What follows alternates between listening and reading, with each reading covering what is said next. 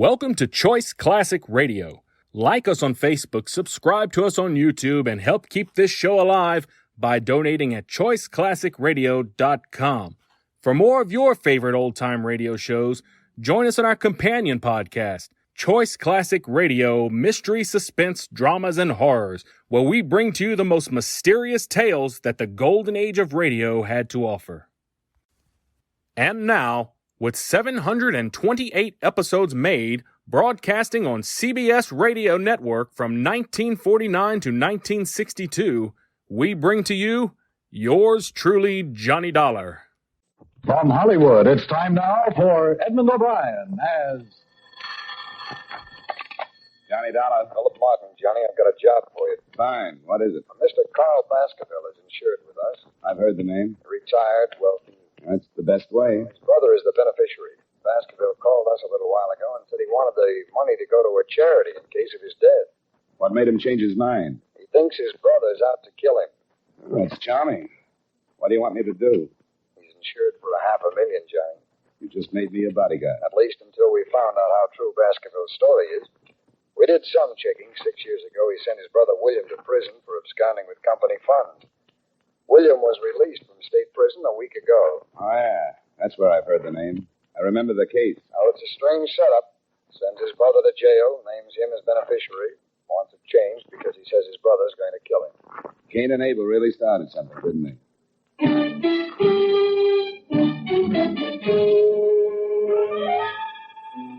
Edmund O'Brien in the transcribed adventure of the man with the action-packed expense account. America's fabulous freelance insurance investigator. Yours truly, Johnny Dollar.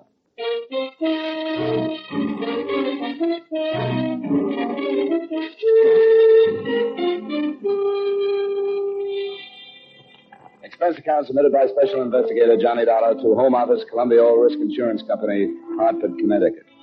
The following is an accounting of expenditures during my investigation of the Baskerville matter. Expense account item 1, 3887, plane fare and incidentals between Hartford and New York, after receiving from you the necessary information concerning Mr. Carl Baskerville. Expense account item 2, 750, cab fare between Grand Central and Baskerville's home on Long Island. The house was set back from the road, hidden by tall trees, and surrounded by several acres of well-kept lawns and gardens. I walked up the long gravel path to the front door and knocked. I lit a cigarette and waited. The afternoon sun was warm on the back of my neck. The air smelled of wet grass and bright flowers. Yes? I turned around to see the biggest man since Goliath. He was close to 7 feet and must have weighed in at about 280. He was nice-looking and wearing a well-cut blue suit, probably made from the best part of a tent. Can I do something for you? Bend over. I'm getting a stiff neck. I'm Johnny Dollar. I'm here representing... Oh, yes, Columbia All Risk. They called and said you were on your way. Come in. I'm Mr. Baskerville's personal secretary. Mr. Baskerville is expecting you. The big man led the way through the big house, through the big French doors that opened on the big garden. Carl Baskerville was sitting in a chair, feeding the birds. He was reaching his late 50s with the sour look of a man that didn't want to. As he tossed the breadcrumbs out on the gravel walk, a big diamond on his little finger flashed in the sun. Mr. Baskerville. Oh, Collins. Who's that with you? The man from the insurance company. Pull up a chair and sit down, young man. Thanks. What's your name? Dollar, Johnny Dollar, Mr. Baskerville. Ah, so your company called, huh? I'm just feeding the little birds. Yeah, Birdy. Birdy! I've been doing it some time now. Well. What are you standing around for, Collins? I want to talk to Mr. Dollar in private. Oh, yes. If you need me, I'll be in the study. I won't need you. Yes. How tall is he? 6 feet 9 inches. He's been with me for some time. I've been retired for 5 years, Mr. Dollar. I always wanted to spend my afternoons in the garden feeding the birds. I used to get up at 6 and go to work, have breakfast, and look out of that window right over there. I used to see the little birds. I always said that someday I'd spend my afternoons out here feeding the little fellow. Glad you made it. Mm-hmm. Hi, Dollar. Mr. Baskerville, I was sent here. I know why you were sent. Sit down. Mr. Dollar, I'm 57. I spent most of my life making money, making a success of myself. Success in terms of what you consider success. That's an interesting statement. How is it? Why do you say that? How do you know what I consider the norm of success? Isn't money important to you? Sure, it has to be. How important? Very, but not all important. Well, what else is important to you, Mr. Dollar? A lot of things. Don't be evasive. Tell me something. A philosophy. Oh, right. What kind of a philosophy? Not taking people for granted. Oh, I see. Here, you feed the birds for a while. Go on. Makes you feel real good. Good. Here, Birdy. Birdy. Oh, that's fine. Get a load of that. He thinks he's a peasant. Yes, he's a greedy one. He always does that. A lot like people, aren't they? I suppose you know about my brother, Mr. Dollar. William Baskerville worked for you 6 years ago. Supposedly took some company funds. Definitely took some. $100,000. Sent to state prison for 10 years. Was paroled last week after serving 6. You're insured with Columbia All Risk for $500,000, and your brother is the beneficiary. That is correct. Now you want to change. That is again correct. Tell me some more about your brother? Your company's worried. Is that it? $500,000 worth.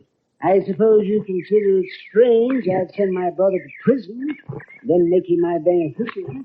I guess strange is a good word. I don't particularly care if you believe this or not, but I hated to prosecute my brother. But he was guilty, and it became more than just a family matter. There were stockholders to be considered, and his guilt was discovered before I could do anything. You're not feeling good. I'm out of crumbs. Oh, here. Take some right here. Now feed that little fellow right here. He's the timid one. He doesn't get as much as the others. You know, you're right about them being like people. The timid ones never get enough. Generally fall by the wayside. You made your brother your beneficiary, and now you want to change it. Well, only as a precaution. With my money out of the way, perhaps William will think twice before he attempts anything foolish. I'm having my will changed, too. You see, I originally left my entire estate to him. What makes you think he might try? This letter.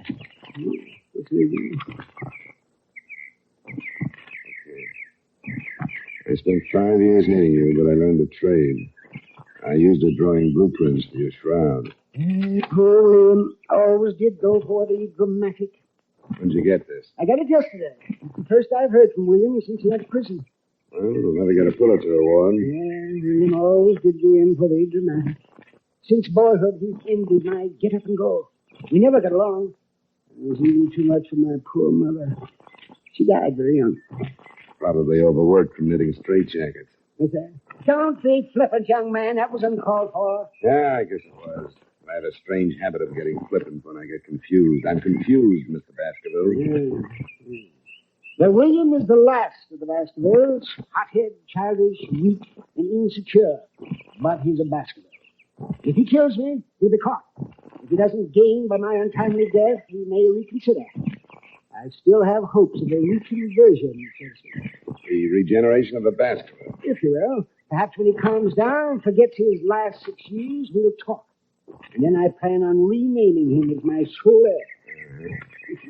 Are you still confused, Mr. Dollar? You haven't contacted him? I told you I didn't know where I was. Somebody out looking for him? Of course not. Why? Because I think somebody should be. If you're going to remove the temptation, it might be a good idea to inform William. How's he going to know he's been momentarily disinherited? Man? Yes, Mr. Baskerville? Yeah, I must admit. If you don't want to call the police, I'd suggest a private detective. Yes, but there's no telling how much time. It's better than feeding the birds. Can you think of anyone who might know where your brother is? The girl, before William went to prison, I'm not even sure she's still in New York. What's her name? Carter. Virginia Carter. Lived someplace in the village. I only met her once 6 years ago. And hire yourself a good private detective in a hurry and tell him about this Virginia Carter. She might know where William is. All right. In the meantime, I'd recommend that the change of beneficiary be hurried up. Oh, I'm getting tired. I'm finished feeding my bird. Yeah, sure. Good day, Mr. Dollar. Oh, here. I had a few crumbs left over. Oh, okay. Hey, Birdy.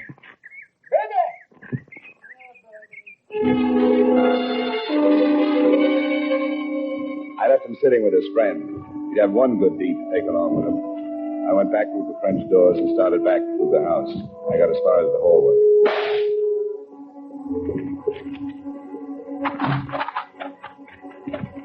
Baskerville. Oh, swell. He was sitting in a chair with a bullet hole just over his heart. His head was resting on his chest. He still held the breadcrumbs in his hand. He seemed to be smiling like he knew he was going to be able to feed the birds for a long time. Mr. Baskerville! Mr. Baskerville! Good Lord. Where were you? What? Where were you? In the library. I heard the shot. I saw William. Where? Over there at the far end of the garden. He had a gun. He turned and ran. Let's call homicide.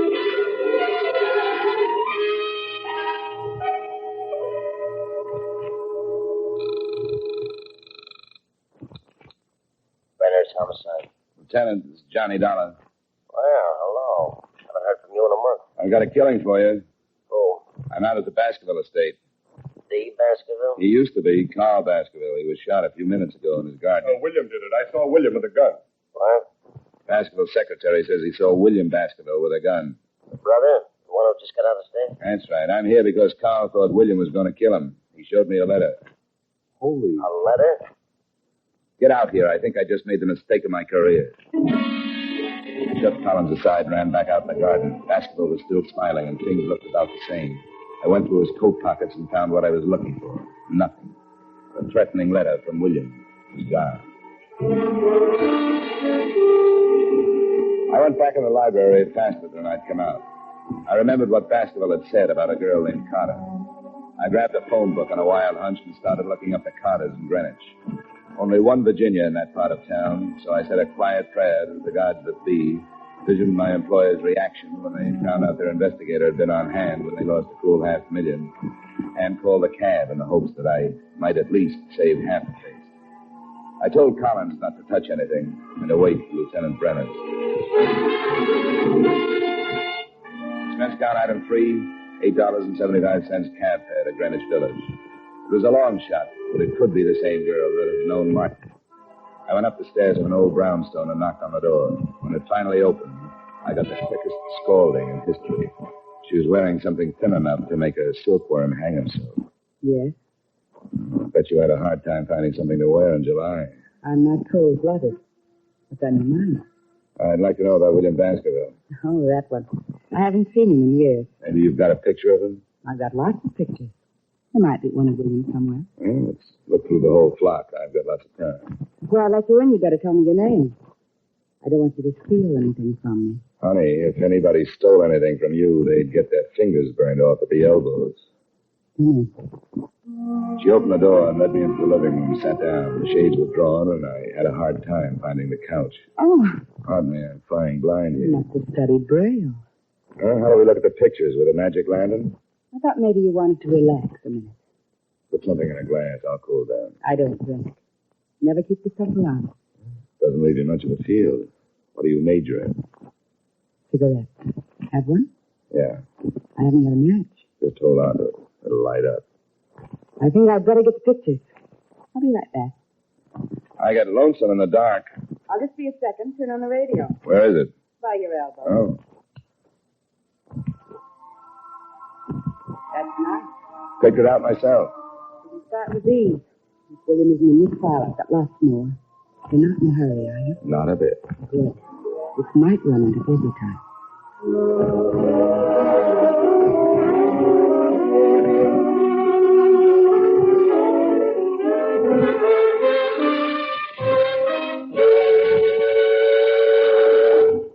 We will return you to yours truly, Johnny Dollar, in just a moment. Saddle up the sofa and ride off to adventure with CBS Radio every Saturday night. That's when most of these same stations bring you the Gene Autry Show and Bill Boyd as Hopalong Cassidy. Rustlers don't stand a chance. Crooks to the range go down under fire when those two riders for justice, Gene Autry and Hopalong Cassidy, empty their holsters. Enjoy their latest adventures tonight on CBS Radio. Now with our star, Edmund O'Brien, we bring you the second act of yours truly, Johnny Dollar.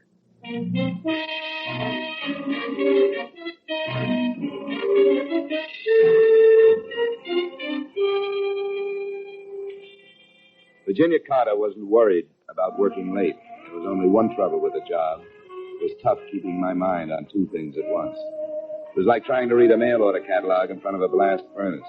She sat close to me and handed me one picture at a time, describing each guy in the photograph. I've seen draft boards with smaller clientele. Several times she stopped and looked at one of the pictures, smiled, and passed the guy to me. I was going to mention an old snapshot I had of myself when she tapped one of the collection with a polished fingernail. William Baskerville. Here he is. Figured to be sooner or later. How long ago was this taken? Well, I couldn't say exactly, but I guess about 6 years. I should keep a file. William was a nice guy. He had money. Showed me a good time. What else do you know about him? There's a brother with a checking account at Fort Knox. William have any unusual habits? A few. They wouldn't help you find him. Well, I remember something. He used to play the saxophone. hobby? No, not exactly. He played around town with several small bands. He used to pick me up after work and we'd go to a dive someplace and he'd sit in. He loved it. He was a nut on jazz. You make money at it? I guess so. Before he went to work for his brother. I don't think his brother liked him playing the sax.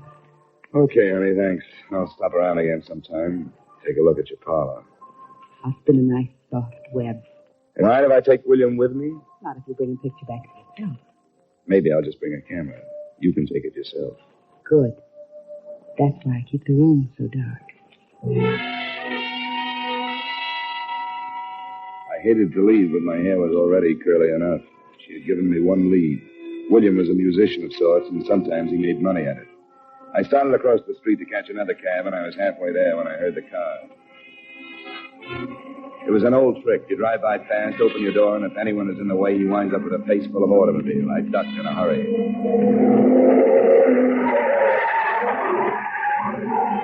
I picked myself up and thought about chasing him, but he was so far down the street I couldn't even get the license number. Expense account item 4, $3.35. Another cab to local 802 of the Musicians Union. I went in, and a little short guy with a twitch looked up at me from behind a big desk. Yeah, something I can do for you, Pops? That twitch? Yeah. Too much pop. Do you know a William Baskerville plays sax? Has he got a card? He makes money. Well, if he ain't, he better have. See if he does. I'm an old friend, and I'd like to get in touch with him. Between twitches, he found what I was looking for. William had just renewed his card. It didn't show a home address, but his mail was being sent to one of the swing joints on 52nd Street. I said thanks and left the little man in the middle of a twitch. Expense account item 5, $3.85. Still another cab to the address on 52nd Street. On the table, huh? I'm looking for William Baskerville. Baskerville? Plays the sax. Yeah, you'll have to ask one of the musicians. I don't pay no attention to the music. Tone deaf. Thanks.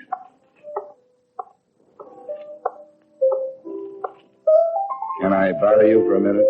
No, but you can talk to me. Move and lean on the piano. No William Baskerville? Sure. He blows here. Where is he? He's off tonight. He got a phone call and took off. Why? I want to find him. He took off. He left rehearsal and just took off. Was he headed someplace? Sure. Everybody's headed someplace. You can't go nowhere without heading someplace. Never quite looked at it that way. What time did he leave? About 4:30. What do you want Willie for? I got a message for him. You cop? What makes you think so? I don't think so. I was just asking. I just thought maybe. Not for sure. What? What do you mean, what? How do you feel? Oh, the end. Sometime when I got the patience, I'll tell you all about it, but don't bug me now, though. Here's 5. Come down and tell me where William Baskerville lives. I'll take the 5, but I'm staying right where I am. I like you. I may cry. You're putting me on now. You've got my 5. 5? Oh, yeah. What did it buy? An address. Great. I want William Baskerville. Okay, I can't make this much longer anyway. 69 East 12th Street. Thanks. Solid.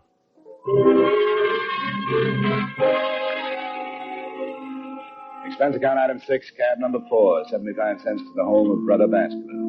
I climbed the stairs of a beat-up building and stopped at a door on the 3rd floor. According to the landlord, Brother Baskerville's room was on the other side. I tried my knuckles again and put my ear to the door. I couldn't figure it out at first. It was a strange sound, the light scraping like a rope over wood. I tried the door. I've been right on both counts. It was rope and it was rubbing on wood. Because Brother Baskerville was making the sound effects, but he was doing it the hard way. He was on one end of the rope, hanging by his neck. He was turning slowly like a weather vane in a soft breeze. A chair was tipped over at his feet, and there was a phone on a table. I crossed to it and was about to call Lieutenant Brenner's when I looked at the dead man again, and my stomach jumped up and kicked my mind into high gear. I walked back to him and picked up the chair. What I saw threw the suicide theory right out of the window. If he had used the chair to stand on, he would have still needed a ladder just to tie the rope to the rafters. I've seen a couple of guys that hanged themselves, but never one that jumped 4 feet in the air to do it. I shoved the chair under him just to make sure. He cleared it by a good foot.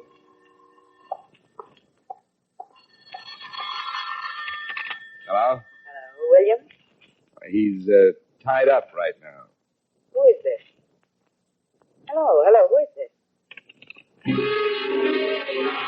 Sometimes you get lucky. A guy would have to be congenitally deaf to Miss Virginia Carter's lovely voice.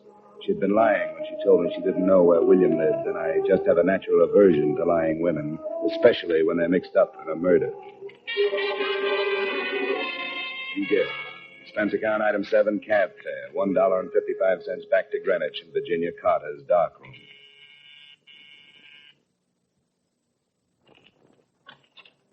Well, Mr. Darling, did you bring your camera? We'll play spin the bottle some other time. How'd you know my name? Why, you gave it to me this afternoon. You're a bad liar. I'm coming in. Oh, now, wait a minute. I'm expecting someone. If it's who I think it is, you better hide all the rope in the house. Now move it. Oh, You heard from Collins yet? I don't know what you're talking about. Only 2 people have lied to me today, you and Collins. You told me you didn't know where William lived, and you called him 10 minutes ago. Collins said he saw William standing in the garden with a gun, and a musician told me William didn't leave rehearsal until 4:30. I didn't leave the Baskerville home until 4. Get out of here. I don't know anybody named Collins. Okay, but Collins just killed William Baskerville. Oh, yes. He strangled him first and then stood on a chair and hung the body to a rafter. How do you know it was Collins? Because he forgot he's a foot taller than most guys. He gave William a boost, but he left him hanging too high. Wait a minute. He just left William waiting for oxygen. He didn't say anything about killing William. I want to get out of this mess. Slow down and tell me everything you know. Well, I met him with William. William introduced me to him one night. After William went to prison, I started seeing Collins. He told me that he'd been in some kind of a deal with William. He'd stolen some money, and that was why William went to prison. He went up and was supposed to split with Collins when he got out. So William came back and wanted his share, and Collins killed him. I didn't know he was going to kill him. He forged some kind of a letter so that it would look like it came from Martin. That's where the letter figured. He was going to kill Carl Baskerville and blame it on William. He didn't say anything about killing anybody. He killed him and stole the letter. Looked like William had killed him and taken the letter to hide the motive. Listen, Mr. Dollar. Collins must have come in through the kitchen and started shooting. She went down like a diver with a bends and died on her face. He was trying for me when I jumped to one side and knocked over the only light burning in the room. He came close, but the flash of his gun gave him away, and I threw enough lead to fill a sink. Collins stumbled back into the kitchen, but he was dragging. I heard him drop, and I moved in after him. The moonlight slanted down through one of the windows and splashed out on a hard floor. He was lying in it, on his back, like he wanted to get that far anyway. You better give it up, Collins.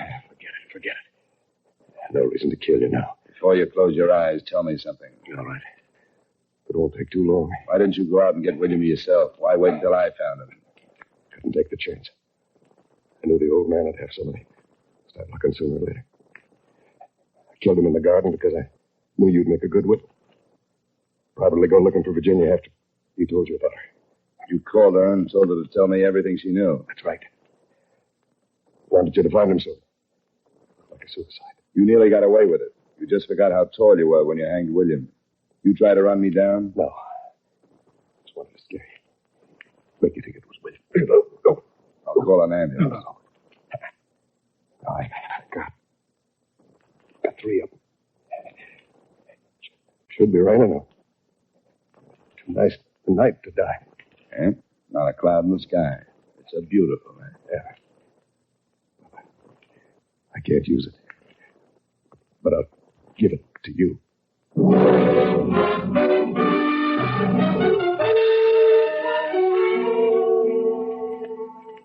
I called Brenner's, and he came over with his boys and cleaned it up.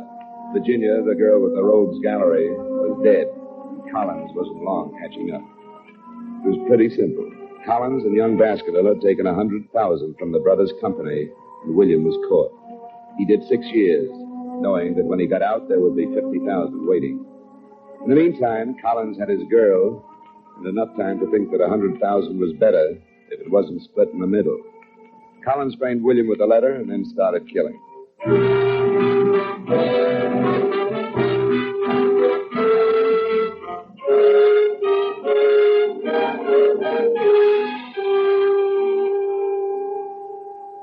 Expense account item 8, $23.45 dinner and incidentals covering the rest of the night up till the bars close. Expense account item 9, $10, a massage and steam bath. Item 10, another cab to Grand Central, 65 cents. Item 11, $38.55 train fare and incidentals back to Hartford. Expense account total, $137.27.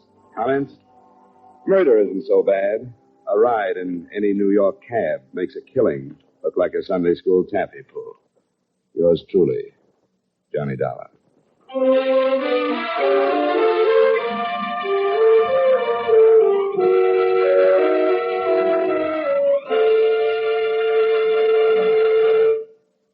Yours truly, Johnny Dollar, stars Edmund O'Brien in the title role and was written by Blake Edwards with music by Wilbur Hatch.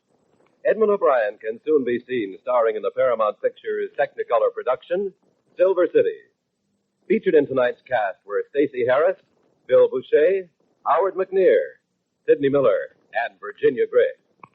Yours truly, Johnny Dollar, is transcribed in Hollywood by Jaime Del Valle.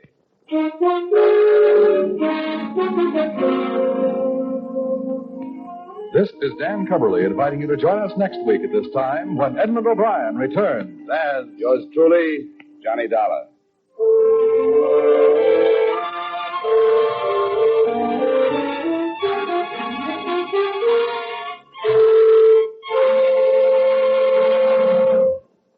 That concludes today's episode. We'd like to thank you and remind you to donate at choiceclassicradio.com. Remember, your donations make episodes like this possible.